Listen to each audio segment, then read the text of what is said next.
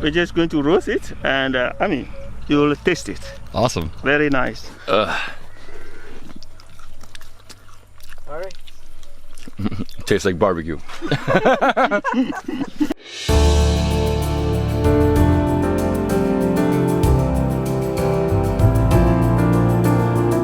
Good morning, everyone. I hope you're all doing well. This is David Hoffman from Davidsbeenhere, coming at you from beautiful Elmina, Ghana, the Gold Coast. This place is beautiful. Salt flats behind me, the village, fishermen, and the Gulf of Guinea. And today what we're doing is we're driving to Kumasi. It's a 4-hour drive to the second largest city in the country, but because we're making many stops, it's gonna take like 7-8 hours to get there. We're gonna see palm wine, palm oil, cacao farms, many beautiful things on this long journey. He was telling me it's a good road, it's a bad road, you got a big mix. And yeah, this is my hotel, Golden Hero Parker. Beautiful place. If you ever come to Elmina, Ghana, you have to stay here. Look at this, infinity pool, over here with the restaurants, and over there we have all the rooms. And look at the view. You look over the entire town, right? Salt flats right here, really beautiful. You have the village, palm trees, and the ocean. And yeah, guys, let's go to the car. Let's start this journey to Kumasi. Let's rock and roll. Kumasi. Kumasi, all the way. Ben, let's go. You guys are the best. Isaac and Ben, my team here in Ghana.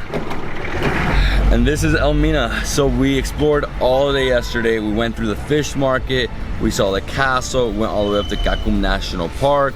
And that's sort of what you can do, right? So 24 hours you can do it, but obviously take 48 hours because just to get here it takes time. Coming from Accra, it would take like 4 to 5 hours. The best time to visit the fish market or the fishing harbor is from 6 to 10 a.m. Yeah, and you definitely need a guy to go through there. And yeah, once we pass this church, we're getting through the end of the town, and over here we have palm trees, Gulf of Guinea, and then we're gonna keep going. We're gonna pass Cape Coast and then make a left, right? Yeah. We just left the Accra Road and now we're on the Cape Coast-Kumasi Road. If you don't stop, you just go straight the whole way, you're there in 4 hours. 4 long hours. And it's beautiful. It's like a bush, right? This is real Africa. Over here to the right, to the left, bush. You'll probably see a bunch of villages on the way, lots of farming communities, and that's basically it.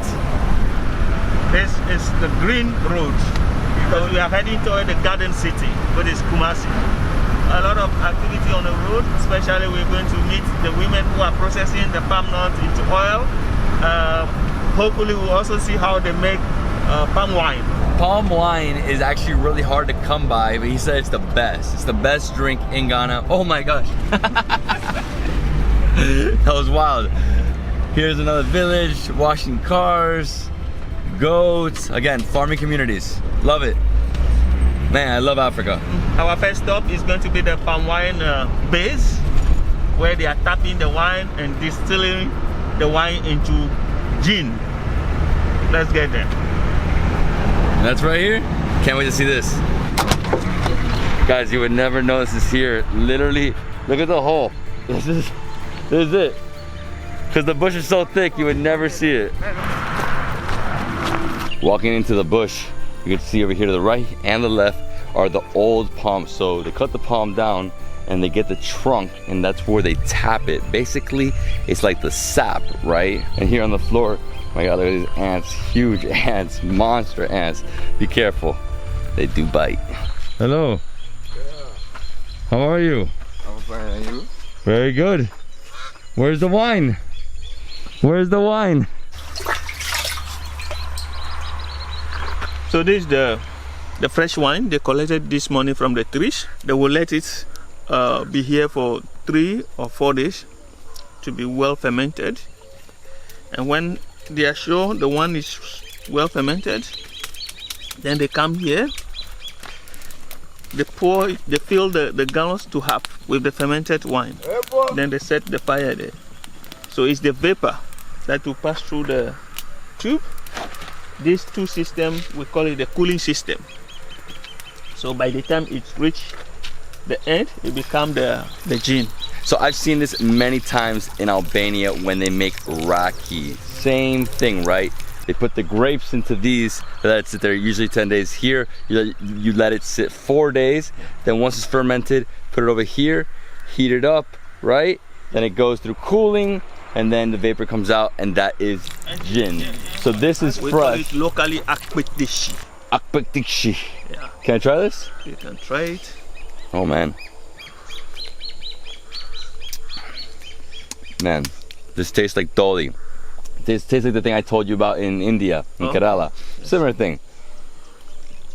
Mmm. Oh, that's good. So some of these are the sap, fermenting sap. Some are the gin that's ready. So we're gonna take a few bottles with us. video.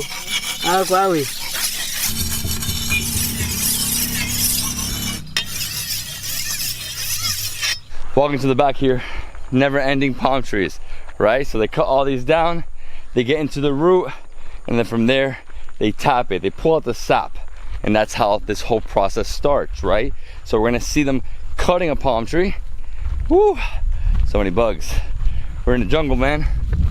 Wow, so many, look at this. It's like a palm tree graveyard. This is wild. Oh my God. So they have to actually like tip it over to get into that, right? Yes. And this is what this forest used to look like, or this farm, right? It used to have all these huge palm trees just like these right here, all over the place, and they're slowly cutting through them and pulling out the sap. Wow, man. Never seen this before. So we have stages when you want to make wine into gin. So this stage is what we call the dressing. He's dressing the palm trees.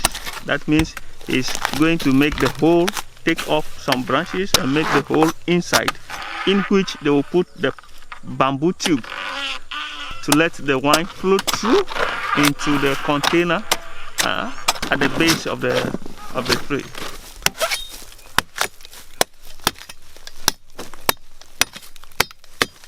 Like Isaac said, this is called dressing. So he undresses the palm tree, makes a deep hole, dresses it again, then later they come with the bamboo and, you know, a little container, and it drips out, the sap comes out. This is awesome, man. This is super unique. I've never even heard of this. Yeah. First time, man. I didn't know about this. This is very popular in the southern part of Ghana, Togo, Benin, and I believe Cote d'Ivoire and Nigeria. At the moment, we have pulled down 200 palm trees, which you are going to tap. But the dressing, you can do up to 100 a day. So that means 2 days, you'll be done with it. Okay. Wow, so 100 a day. There's 200 here. So this is like quick, right? So he got to move on to the next one. And do they replant here? I'm guessing they replant. After they finish this one, they will, the owner of the farm can start farming maybe a different crops, maybe cassava or corn, and they will move to the next level. I mean, they want to finish the whole plantation, but you cannot do it at one go. So that's why they need to do 200, 300 at a time, and when they finish, they go to the next place. Thank you. Yes, sir. Thank you. Yes, sir. Sun is already, can see inside it's already wet. Unfortunately, those viewing cannot smell it. It's nice. Let me smell this. Oh, wow. It smells good. For us in the south, palm tree is a mystic tree because we have, you know, a variety of products from the same tree. Even the branches used to make a broom for sweeping our rooms or compound. We make the fence from the bigger part of the branches, a whole lot. And if they finish tapping the wine, there is some worm that comes out. After the worms comes the mushrooms. Very, very special. So basically it's sustainable farming because the product has like 6 or 7 byproducts. So it's the palm tree, but then many other things come from it. So now we're gonna see the worm that he was talking about.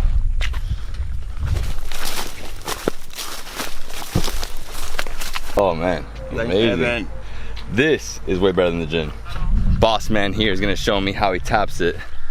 Oh, it just popped like that. Wow. This one, you pay 20 cedis. So.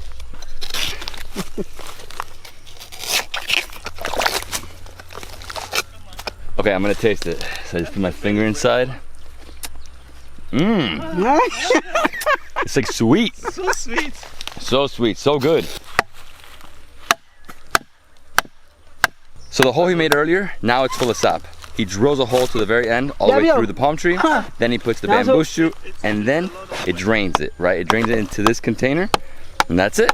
That's how you make the sap, or that's how you extract the sap from the palm tree. From there, it goes over there, 4 days to ferment. Eventually, they can turn into gin, and so on and so forth. My friends, this is epic, epic morning. Thank you so much. The first stop took about an hour. I think this road trip is gonna be a long one, a really long one. Dude, you got the gin? All going to be equal now. One for you, one for me. Let's go. We're 2 hours into our journey, and as you can see, the road has changed a bit. It's not as smooth and perfectly paved as before. There's more potholes. Ben here is like literally navigating. He sees a pothole, he turns, he goes like this. He's going side to side. Oh, there it is, another pothole. So many potholes. It's like this. No. After a point, it will be okay. Yeah? Yeah, it's going to be smooth later. So it's gonna get better again. But it's not so bad. This is not like really bad compared to like that real African massage dirt road. We're gonna probably have something like that in Mole, no? Just like straight, it's a straight jungle. We haven't had breakfast, so we decided to stop here on the road, and we found a lady who's you know, roasting or grilling plantains. And we're going to take it with peanuts. It is a good combination. Oh, actually, we take this as a snack. All right, so we took this as a snack, right? So it's 5 CDs for like 4 roasted plantains. It hurts. Probably you have to wait a little bit. So we are in Asimposu, and it's the biggest town in between Cape Coast and Kumasi. Huge town, guys, huge. You can see there's non-stop vendors selling clothing, shoes, produce. I mean, it never ends here. These are the style, right? This is sort of how it is always. There's 1 or 2 huge towns along the road. You know, from Accra to Cape Coast, we ran into a few. Here, this is the main big one. Between here, there's small villages, right? And some of them have markets. And yeah, I mean, if you want to, you can get off, you know, buy some stuff, you know, explore like local life. But that's basically it, and lots of music always blasting. Look at the speakers here. That Range Rover's in a hurry, literally just like haunt its way through the whole traffic. All right, let's try this plantain. Ooh, still hot.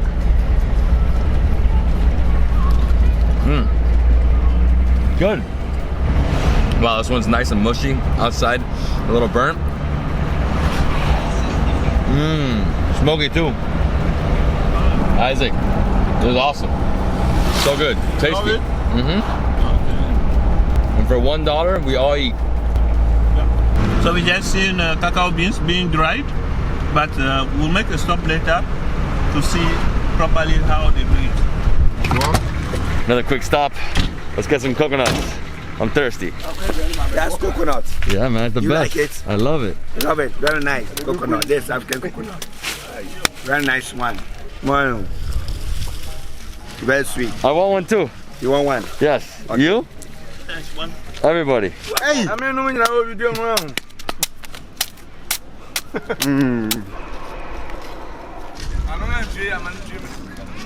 My turn, man. I'm thirsty. You're thirsty. I'm really thirsty. Hey.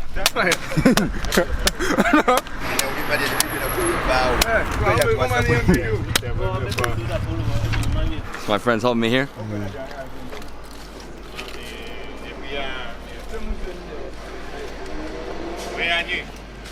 Very tasty. Done. One. Yeah. Done. I'll break it for you.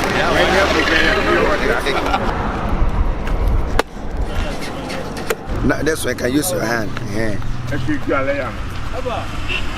Yeah. The flesh. So good. So fresh. Whoa. It's a big one. 6, so 2 per person. Not bad. So $1.20 for 3 people to have coconuts. Thank you. Yo. Thank you. Yo. Thank you, guys. Yo. This is the best part about the road trips, all the little stops. Every stop is super interesting, very interactive. And everybody here along the road is super friendly, man. Super friendly. If you want to experience Ghana in its best way, is to make stops along the route as you head towards your next destination. How much CC? How much? One for 1 city. Let me see. 1 for 2 city and 1 city. Big one is 2 city. So now we are entering the Ashanti region. And what was the region we were in? Central region. So I left the central region or the Ashanti region. So we just basically entered a different state, right? Like it's a region, but for us, like Americans, it would be like a different state, okay? How many regions are there in Ghana? We now have 16 regions. 16. So I gotta try this donut. This is like a big piece of bread, right? It almost reminds me of a cinnamon roll. Fluffy, yummy bread. We are making a stop here to see our mothers, our sisters processing the palm nut into oil. At this base, specifically, they produce kernel oil. Oh, wow, look at that mosque. Huge mosque behind us. Massive. This is where they produce the oil. Whoa. So this is kernel nut, a palm fruit. You know, we have the palm fruit. Actually, we have 2 types of oil that we get from the palm fruit. So the fruit is first processed and we get the red oil. And this is what my mothers are processing here. Inside this, when you crack this, you have the kernel nuts. And so this is what they are going to roast, ground it, and then when they cook the paste, the oil will come on top. So what these 2 women are doing is they're going through trying to find the nuts that were not cracked by the machine. So they separate them so they can obviously crack them. So the nut comes over here and this is where it's soaked.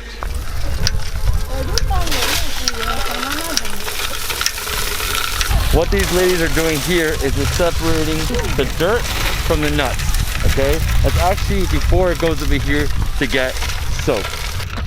Okay, so again, starts over there, they bring it over here, they separate it, they put it in there, separate it, the nut from the shell. So it's all about separating the nut and finally getting the nut super clean and perfect to then turn into oil, right?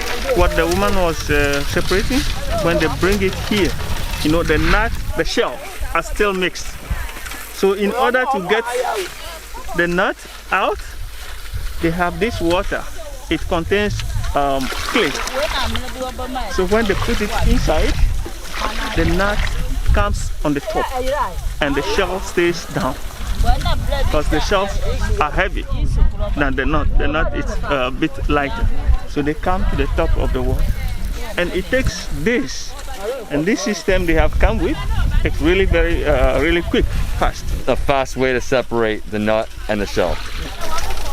Take a bit of the water again to fill it with another nut with the shell. So this is just finished, right? On the top you saw all the nuts. You took them out. So this is done. So that's the process, right? Yeah. This lady wants me to come into this house. What's happening in here? That's the oil? So right there's the oil, right? They ground it to paste. They are going to boil that paste. So when they are boiling, the oil will come to the top, to the surface, and they will be collecting it. It's the thickness of tar. She was saying it's super heavy. It's hard. It's really hard for her to lift it up. But you can see that eventually is boiled. The oil goes to the surface, and that's how we get palm oil. Kernel oil is white oil from the kernel. 2 oils are made from the palm tree. All right, guys, it's getting late. We have to hit the road, and yeah, I mean we're about 30 minutes from Kumasi. But yeah, we saw the process of everything you can make from palm trees. You got the palm sap, which is basically palm wine. We saw how they extract a really cool process. Then we saw how they distilled the gin from the palm wine, right? So they let it ferment. Palm wine ferments 4 days. goes through distillation, right?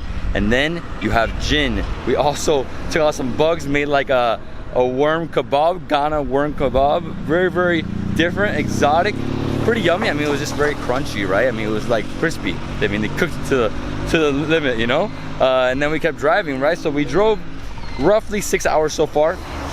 We are 30 minutes from Kumasi, and this is where we saw how they make the palm oil, or the kennel oil, right? So two different types of oils can be extracted from a palm tree. This is the kennel oil. The other one is like a red one. They always eat with the red, right? And yeah, guys, I hope you enjoyed the journey to Kumasi. If you did, please give me a thumbs up. Leave me a comment below. Subscribe to my channel for more awesome travel content. I'll see you in the next travel food adventure somewhere in this area.